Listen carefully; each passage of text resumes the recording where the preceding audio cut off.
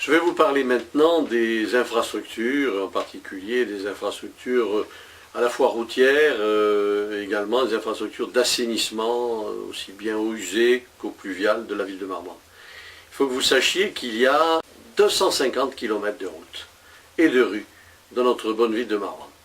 La compétence, bien entendu, de la voirie a été donnée à Val-de-Garonne Agglomération, et c'est Val-de-Garonne Agglomération qui désormais aujourd'hui s'occupe par conséquent de nos rues et de nos routes. Il y a 500 km de trottoirs. Chacun doit savoir l'immense travail qu'il y a par conséquent à, je dirais, refaire, aménager, maintenir l'ensemble de ces structures.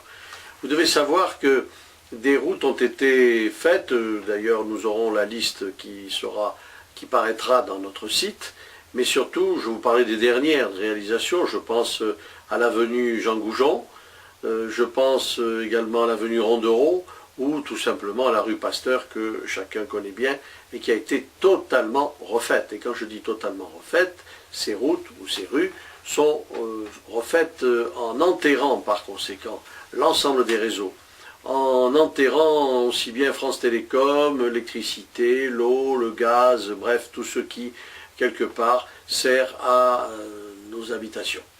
J'ajouterai que dans ce domaine-là, les choses se font petit à petit.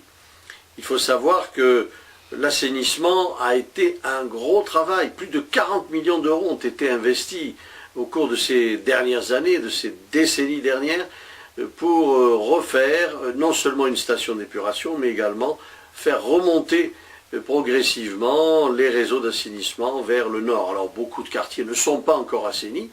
Il faudra encore autant de moyens pour arriver à tout assainir, mais chaque année suffira sa peine. L'année prochaine, nous ferons l'avenue Christian Baylac, mais également la rue de Bientôt-Vu, la première tranche de la rue de Bientôt-Vu, qui seront par conséquent équipées en assainissement avant d'être refaites aussi bien pour la voirie que pour les trottoirs.